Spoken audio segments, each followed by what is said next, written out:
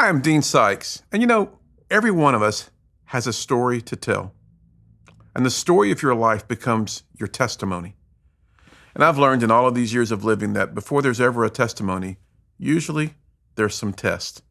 If you look at the word testimony, you'll see that the root word of testimony is test. For a few minutes today, I wanted to share with you some of my story, some of the testimony of my life.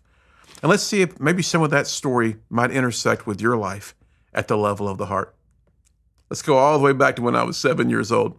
It was a Saturday morning. I remember there was an associate pastor who came to our home. His name was Ray Cleet. And he led me in a series of questions and answers. Then he prayed with me, and I became a Christian at 7 years old. I knew something had changed in my heart. I ran outside. My best friend was Chris Frank, and he and I were playing football. And I said, hey, Chris, are you a Christian? And he looked at me and said, am I a what? And I said, don't worry about it. And in that moment, fear gripped me when it came to asking someone else, do you know God? And for the next several, probably 8 or 9 years, I didn't talk about God to anyone. I went to church every time the church doors were open. I was in a Christian school. All of my friends were Christians. And yet at 15 years old, my life took a turn that would be forever a time-stamped moment in my life that would change the rest of my life. Maybe you've had time-stamped moments. Maybe you've had moments that have just become what I call defining moments. At 15 years old, it was a Wednesday afternoon. A friend of mine picked me up from school, and I was going to go to their home and just hang out before going to church that evening. And on that Wednesday afternoon, at about 4:30 in the afternoon, 60 seconds would change the trajectory of my life. I never saw it coming. But in those 60 seconds, I had become sexually abused. And I never told anyone what happened to me. When it was over, I went downstairs and played ping pong, went to church, and I had this unimaginable guilt grab me. Maybe you know what that feels like. And I buried it, and I didn't deal with it. And as I share with teenagers every day on the road or on social media, if you and I don't deal with our emotions will deal with us. And I began to live this life that was fake and plastic, and it wasn't reality. There was no just transitional moment in my life at that point where I was just real. 17 years old, 2 years later, I failed PE in high school. How do you fail the easiest class you'll ever take? Well, I did it. It wasn't because I wasn't athletic. I mean, listen, I played quarterback, I taught tennis, I played golf, but I wasn't going to change clothes in front of anyone because in my mind, that represented danger. And when there's danger, if you've been hurt before, you're not going back into an environment where you could potentially get hurt again. My coach said, Dean, if you don't dress out in my class, I'm going to give you the F. I said, Coach, I don't need your class. I'm going into politics. I'm not dressing out. He said, okay, but here's the reality, Dean. If you choose not to dress out, you'll earn the F, and I'll give it to you. I said, sure, I'll see you. At the end of that grading period, I had algebra, English, history, civics, and PE. And next to PE, because I had made the choice not to dress out, I had this F. I marched myself into that coach's office. I said, Coach, I'll do anything. Push-ups, sit-ups, I'll run laps. I'll go to the stadium. I'll go up and down stadium steps. I just cannot take this report card home with an F in PE. You see, where I went to school, our parents had to sign our report cards. I share with teenagers, if your parents don't have to sign your report cards, drop to your knees and worship God right now, because that, my friend, is a blessing. He said, no, Dean, you earned the F. I told you were going to get this. There's no making this one up. But come back tomorrow morning. Let's start all over. But tonight, I want your dad's signature, not your mom's. And I was like, I went home. My mom and dad looked at my report card, and Dad said, Dean, you've done really great. I thought, man, you don't see the F. Yes, sir, I have. He said, but wait a minute. And I said, okay. And he said, Dean, there's got to be a mistake here. He looked down and he said, there's no way that you can fail PE. I said, Dad, there's a way to fail PE. Now, what you need to understand in this moment, part of the testimony of my life is when I was that young, 15, 17 years old, my drug of choice was lying. I lied more than I ever told the truth. I lied so much you had to catch me telling the truth. Well, why did I lie? Because I didn't like me. And if I didn't like me, there's no way that you could like me. And if you didn't like me the way I was going to create this image that allowed you to have an opportunity to get to know someone that maybe you would like. I lied so much that every day, by the end of the day, I was physically and emotionally spent. I was exhausted. I was physically drained, literally, because I had told so many lies that day.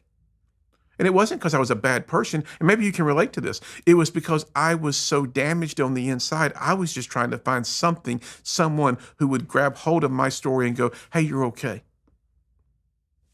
Well, after my parents signed the report card, I went back to the next day and I learned two very important lessons. I never again failed PE, but the more important lesson I've shared from South Australia to South Africa and all points in between is that if you and I do not pay the price in life, we will pay a price because there are no free lunches. My story, my testimony continues as I'm now pushing towards 21 years old. I'm working in real estate development.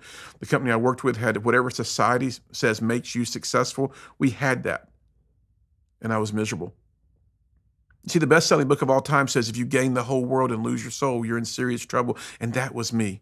I was losing my soul. Yeah, but you went to church. Let me help you. My car goes to church. That doesn't get the relationship that I'm talking about today going between you and your Heavenly Father. So at 21 years old, had the world by the tail, everything society says makes you successful, and I was miserable. And I hadn't prayed in a long time, even though I'd gone to church. All my friends were still Christians. I wasn't making really bad choices. I mean, like I told you, my drug of choice was lying. But you know, the absolute emptiness I lived with every single day came to a point where I said to God, A, I don't think you're real.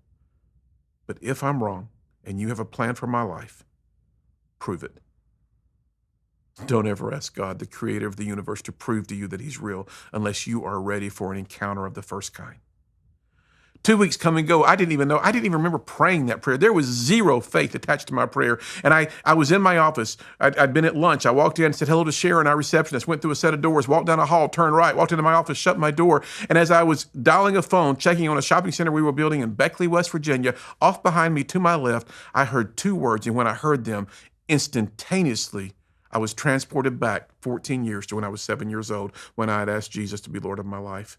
I audibly heard the voice of God, and the two words he spoke to me were, call Mom. I didn't hesitate. I had a second line. I dialed 344-7443. The phone rang 6 times, 7 times. On the 8th ring, my mother answered the telephone, and when she said hello, instantly I knew something was terribly wrong. For in that instant in time, when I hear God say to me, call Mom, and I did so, my mother was, watch this, attempting suicide. She was dying. Whether she's your best friend or your worst enemy, somebody you see 3 times a day or 3 times a year, when you're here and 25 minutes away on the other end of the telephone line, the lady who gave birth to you is literally dying. That, my friend, will change your life. It becomes, again, defining moment. What do you do when you don't know what to do? For me, I ran out of my office, ran past Sharon, jumped into my car, drove up Interstate 75 in Chattanooga, Tennessee, and I drove up this interstate and I talked to this God I did not know. And I didn't talk to him in any kind of like King James language. It was like, God, help. I can't save my mom, but you can. For the first time since I'd been 15 years old, I was being honest. I rounded the corner in their neighborhood, looked at their home from the outside in. Everything looked fine. It was safe, secure, maybe like where you live today. But from the inside out, my mom was dying. I've spoken with millions and millions of teenagers. And from the outside in, they appear to have it all together. But from the inside out, I wonder what's really going on. Do you really get the truth that your choices do create your circumstances? I beat on the door that day. My mom was barely alive as she came down some stairs. She fell into my arms. I picked her up. I carried her to her car. I drove her to Park Ridge Hospital in Chattanooga, Tennessee. And as we drove, she looked over at me. She says, Dean, I can't be dying. And I said, Mom, hang on. You're not going to die, but you're going to have to choose to live. The most important word in that sentence is not live, my friend. It is choose, because you and I are given the choice every day to make the choices that create our circumstances. I get her to a hospital that day. A doctor threw me against the wall. They rushed her to the emergency room. My dad is there now. Family and friends are there. 45 minutes later, this doctor walks across the ER to my father. I get a little closer to my dad, thinking we're going to hear the time of death pronounced. But this doctor has the most perplexed look on his face, and he said, Mr. Sikes, there's no medical reason to tell you this at all. It is a, quote, miracle of God. Your wife's fine. You can go see her. I heard that doctor say miracle of God. I looked straight up to heaven. I was like, you've got to be kidding me. You're real?